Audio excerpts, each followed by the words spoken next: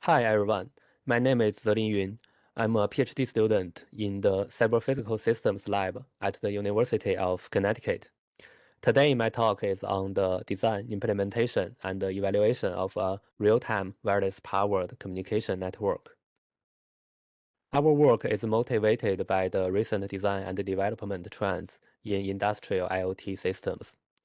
In such systems, heterogeneous sensing and actuation devices are being pervasively deployed in the field for various sensing and control services. This on one hand provides unprecedented connectivity in the target system and generate tremendous amount of data that can be used for real-time system monitoring, abnormal detection, and prediction. Thus, it leads to more intelligent and autonomous systems. On the other hand, it becomes economically infeasible to equip all these devices with batteries and recharge them frequently. To address this issue, an ever-growing number of IoT devices are now being powered by harvesting energy from ambient energy sources, including but are not limited to solar, tide, vibration, and thermal energy. Those energy sources are clean and unlimited, but they are neither controllable nor stable, and thus cannot provide the sustainable and deterministic power supply for IoT devices. Compared with other environmental sources, wireless charging provides key benefits in terms of being wireless, controllable, and low cost, and is thus being more popular to provide sustainable energy. Two representative wireless charging technologies are inductive coupling and electromagnetic radiation. Given that inductive coupling has a very limited charging distance, we choose the electromagnetic radiation technology to develop our real-time wireless-powered communication network. The goal of this work is to design and implement wireless-powered user devices with high harvesting efficiency, beamforming-based wireless charging point, and then interconnect them through real-time MAC-layer protocols to support real-time communications in multi-hop network topology. To achieve this goal, we propose the RTWPCN architecture as presented in this figure. It has three main components. The first one is a set of wireless-powered user devices. The second one is a hybrid access point, consisting of the beamforming-based power beacon to charge the user devices, and a network manager to manage the resources of the network. The third one is the TDMA-based data link layer to support real-time data communications in the RTWPCN network.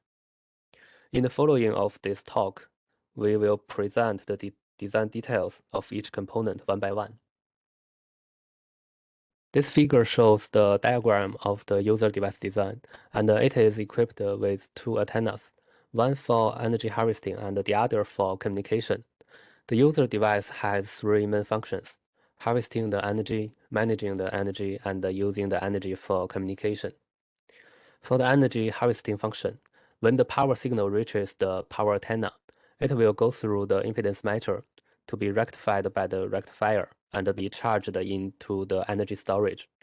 The regulator uses the energy to provide a stable power to the power meter and the radio module. Once the user device is powered, the radio module checks the energy amount from the power meter and decides whether the stored energy is sufficient for data transmission. To maximize the efficiency of the designed user device, we need to pick the hardware components carefully. Here we list several candidates for the rectifier, for the charger, and for the transceiver. We compare the harvesting performance of different candidates to find the combination with the highest harvesting efficiency. On the right side, the table shows the harvesting efficiency of our testing results with different combinations, and the combination of PCC110 and the ADP 5091 stands out. Finally, we come up with the user device design. We use ADP 5091 as the charger and the regulator, the PCC110 as the rectifier, We picked the CC2650 as the communication module due to its low energy consumption. A 915 MHz monopole antenna is used for energy harvesting, and a 2.4 GHz integrated antenna is used for communication. The figure at the top right shows the final diagram of the user device design, and the figure at the bottom right gives an overlook of our real hardware implementation. Next, we introduce our hybrid access point design. The HAP has two main components: the power beacon to provide energy to the user devices, and the network manager, which manages both the charging and the communication schedules. We first talk about the power beacon design.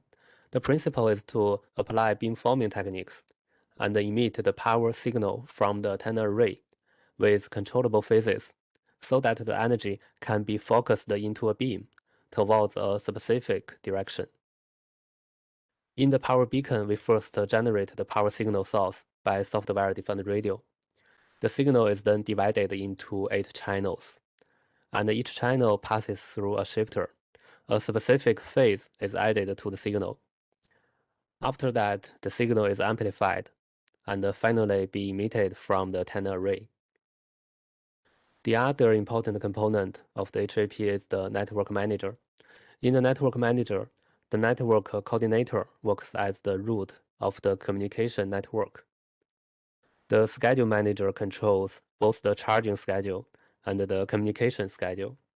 And the schedule manager also updates the control values to the shifter controller according to the charging schedule to charge different users at different times.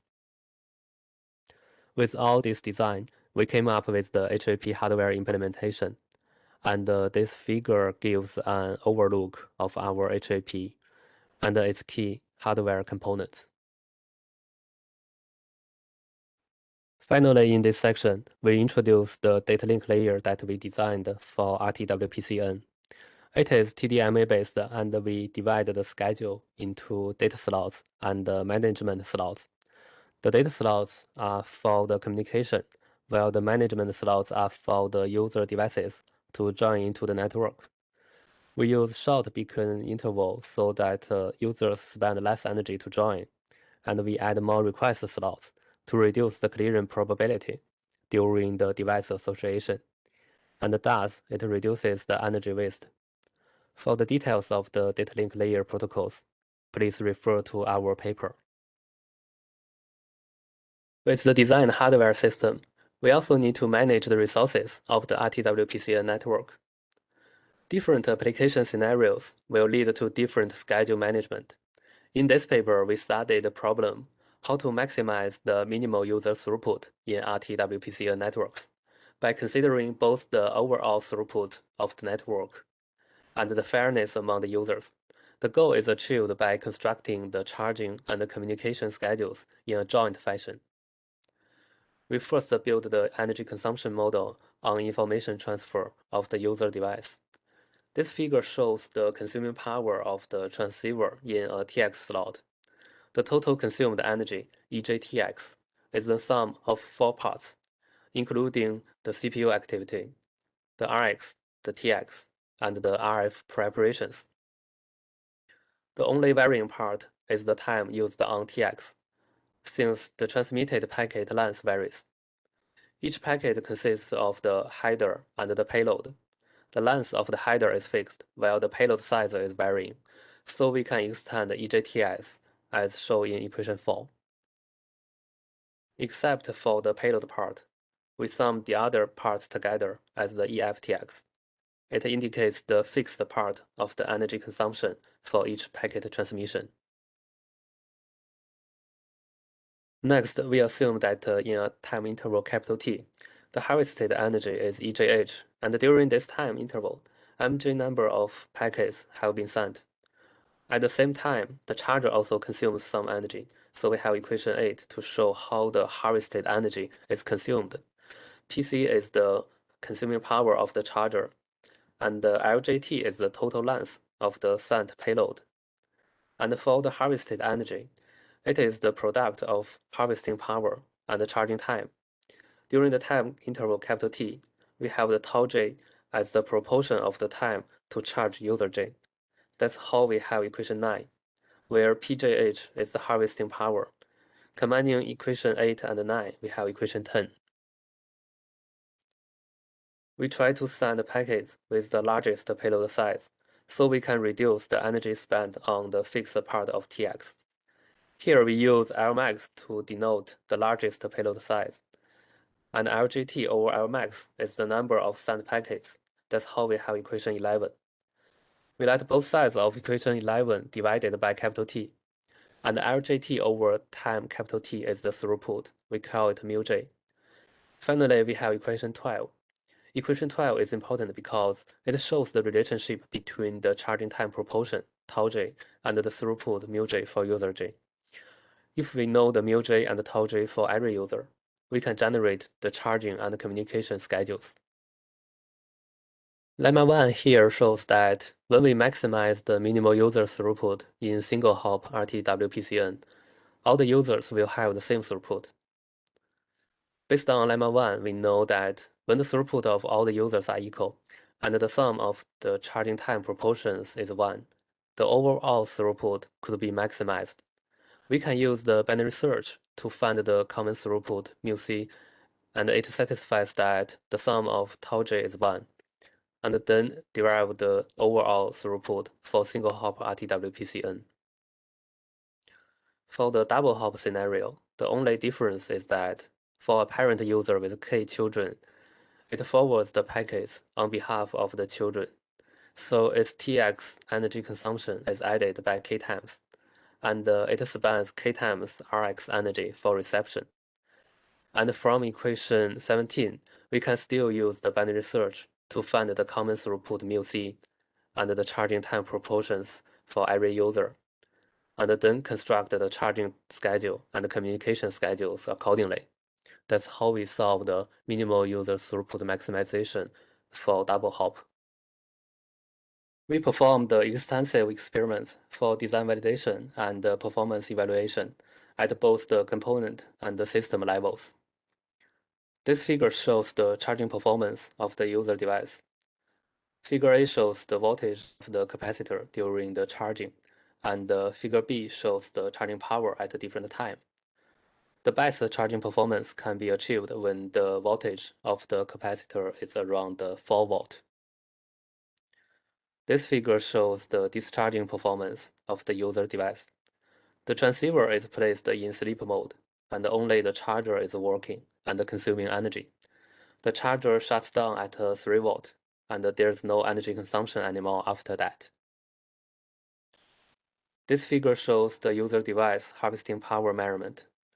We provide 3 supply power values and let the user device to measure them. Our results show that the measured values well match the provided values. This figure shows the testbed setup that we prepared for the system-level experiments. We first measure and draw the charging heat map of the power beacon. The figure shows the received power at each coordinate in the testbed area. The value varies from minus 4.9 to 11 dBm.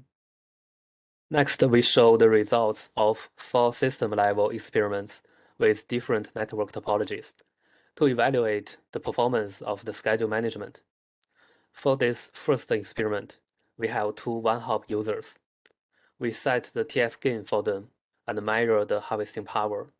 With this information, we can compute the expected throughput, which is 154 bps, and the charging time proportions for individual devices. Then we measure the real throughputs of the devices in the network, which are 151 and 148 respectively. These measurements are close to our expected results and validate the correctness of our solution. For the second experiment, we still deploy 2 users, and here user 4 is the child of user 3. For the third experiment, we have 3 users. User 5 is the parent of user 7, and user 6 is a single hop user device.